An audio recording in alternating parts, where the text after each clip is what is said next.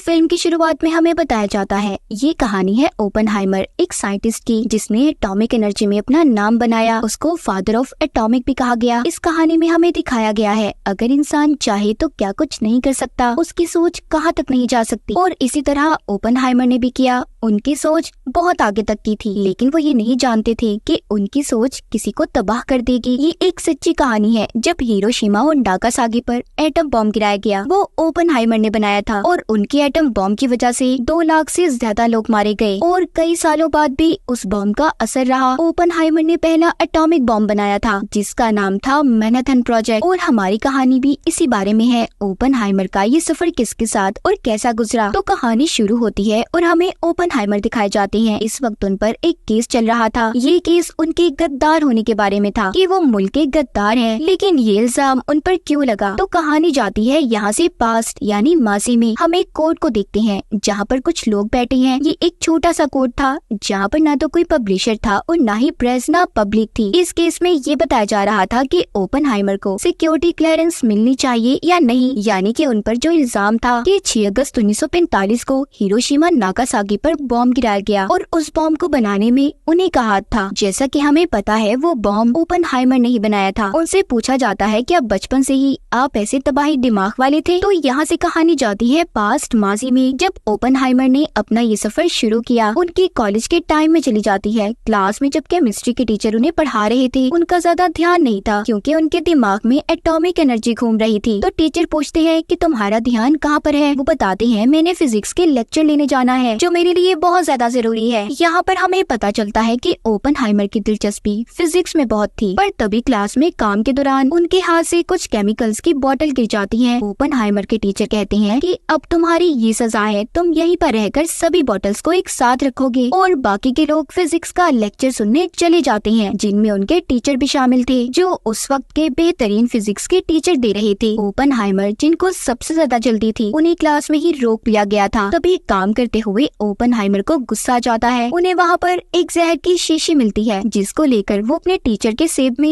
एक इंजेक्शन के जरिए भर देते हैं, क्योंकि उनके टीचर ने इन्हें सजा दी थी और जल्दी से खुद भी बारिश में भीगते हुए लेक्चर लेने पहुँच गए थे। वहाँ पर जब फिजिक्स के टीचर अपना लेक्चर खत्म कर चुके थे तो सबसे पूछते हैं क्या किसी का कोई सवाल है मेरी बातों के मुताबिक एटॉमिक एनर्जी के बारे में। तो ओपेनहाइमर उनसे सवाल पूछते हैं। ये अब उनकी किस्मत थी या फिर कुछ और। अगले दिन ओपेनहाइमर को अकेले क्लास में बुलाया जाता है जहाँ पर उस फिजिक्स के टीचर के साथ उनके अपने टीचर भी खड़े थे और जिस सेब में उन्होंने जहर मिलाया था वो उस फिजिक्स के टीचर के हाथ में था। वो ओपेनहाइमर से कहते हैं देखो तुम्हारा दिमाग मैं जान चुका हूँ बहुत तेज चलता है, फिजिक्स क्वांटम में बहुत आगे हो, मगर हाँ तुम्हारी कुछ थ्योरीज कमजोर है। मैं चाहता हूँ तुम अपनी थ्योरीज को थोड़ा मजबूत अच्छा करो। यहाँ से कहीं दूर जाकर मैं अभी भी तुम में एक काबिल आदमी देख सकता हूँ। मैं तुम्हें कॉलेज का नाम बताता हूँ, तुम वहाँ पर जाकर एक टीचर से मिलो, वो तुम्हें बताएंगे कि कैसे थ्योरीज को अच्छा किया जा सकता है और तुम कैसे आगे बढ़ोगे। क्योंकि उस वक्त फिजिक्स के बारे में कोई इतना अच्छा और इतना ज्यादा नहीं जानता था। ये बहुत बड़ी बात थी जो बात सिर्फ ओपेनहाइमर के अंदर नजर आती थी। उस वक्त के लोग एनर्जी, एटम बॉम्ब, इन चीजों में भी ज्यादा दिलचस्पी नहीं लिया करते थे। ओपेनहाइमर रशियन थे, मगर फिर भी फिजिक्स में दिलचस्पी की वजह से वो अमेरिका शिफ्ट हो गए थे क्योंकि वो जानते थे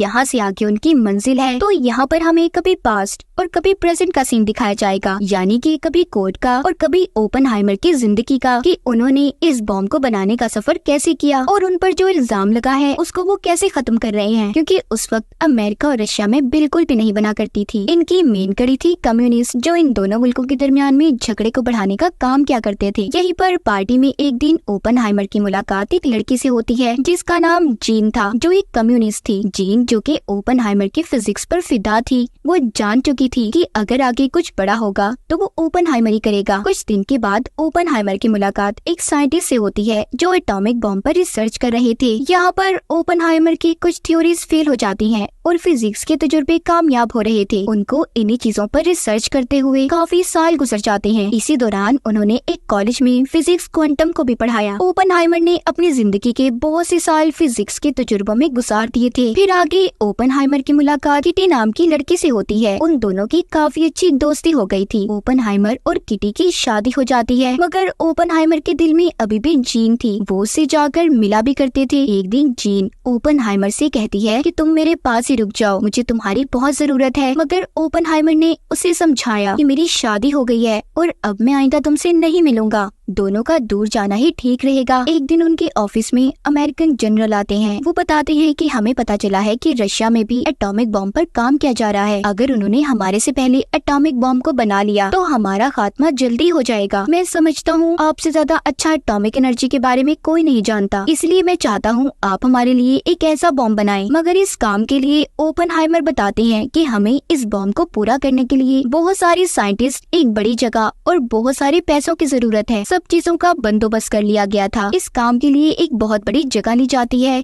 एक शहर बसाया जाता है। ओपनहाइमर ने साइंटिस्ट की टीम को भी जमा कर लिया था, साथ ही वहाँ पर उनकी फैमिलीज भी शिफ्ट हो गई थी क्योंकि ये काम कुछ सालों तक चलना था। यहीं पर ओपनहाइमर के पास एक साइंटिस्ट आता है जो अपने क्वेश्चंस के चलते बताता है कि ये काम बहुत खतरनाक है। अगर एटॉमिक एनर्जी का इस्तेमाल करते जरा सी भी गलती हुई तो एक ब्लैक होल बन सकता है जो इर्द गिर्द के एरिया को तबाह कर देगा। तो अब इस बात का पता करने के लिए ओपनहाइमर एल्बर्ट आइंस्टाइन के पास जाते हैं। उनका भी कहना यही था कि अगर तबाही हुई तो एक बड़े पैमाने पर होगी। यहाँ से सीन दोबारा कोर्ट का दिखाया जाता है जहाँ पर यही बातें चल रही थी। ओपनहाइमर से सवाल जवाब किए जा रहे थे कि तुमने इतनी बड़ी तबाही को अपने सिर क्यों लिया। तो किसी का यहाँ पर ये कहना था कि ये एटम बॉम्ब हम लोगों के लिए बनाना जरूरी था, अगर हम ऐसा ना करते तो दुश्मन मुल्क हमें तबाह कर देता। सीन दोबारा से पास्ट यानी माजी का दिखाया जाता है जहाँ पर इस बॉम्ब को बनाने के लिए इन्हें 4 साल लगे थे, बहुत से लोगों की मेहनत और ढेरों पैसे। इसी बीच ओपनहाइमर को ये भी खबर मिलती है कि जीन की मौत हो गई है, जिसका उन्हें बहुत दुख हुआ था क्योंकि जीन ने इन्हें कहा था कि मुझे तुम्हारी जरूरत है तो मेरे साथ ही आकर रहो। ये वक्त ओपनहाइमर के लिए बहुत मुश्किल था। एटम बॉम्ब बनने वाला था और जीन की मौत का सदमा इनके दिल में था, मगर फिर भी इन्होंने हिम्मत से काम लिया और अपने काम को जारी रखा। तभी यहाँ पर वही साइंटिस्ट जिसने ब्लैक होल के बारे में बताया था इन्हें हाइड्रोजन के इस्तेमाल का मशवरा देता है जो कि एटॉमिक एनर्जी से 1000 गुना ताकतवर है। तब ओपनहाइमर इस बात पर बहुत सोचते हैं। उन्हें ये बात समझ आ गई थी कि अगर उन्होंने हाइड्रोजन का इस्तेमाल करके बॉम्ब को बनाया तो बाकी के मुल्क भी ऐसे बॉम्ब को बना सकते हैं और अगर कभी वर्ल्ड वॉर 3 या इनके मुल्कों के दरमियान में तीसरी जंग छिड़ गई तो सब कुछ तबाह हो जाएगा, पूरी दुनिया धूल में उड़ जाएगी। इसीलिए वो हाइड्रोजन के इस्तेमाल से मना कर देते हैं, मगर हाँ उस साइंटिस्ट से ये वादा करते हैं कि वो आने वाले कल में उससे जरूर मशवरा लेंगे। इनका बॉम्ब पूरा हो चुका था जिसको अब टेस्ट किया जाना था। पहले टेस्ट में ही बहुत बड़ा धमाका होता है, इतना बड़ा कि इनके सर से टोपियां तक उछल गई थी। अब अगला काम ये था कि इस बॉम्ब को गिराना किस पर है, इसीलिए ये कानून इन्होंने अपने प्रेसिडेंट से पास करवाना था। इस वक्त रशिया भी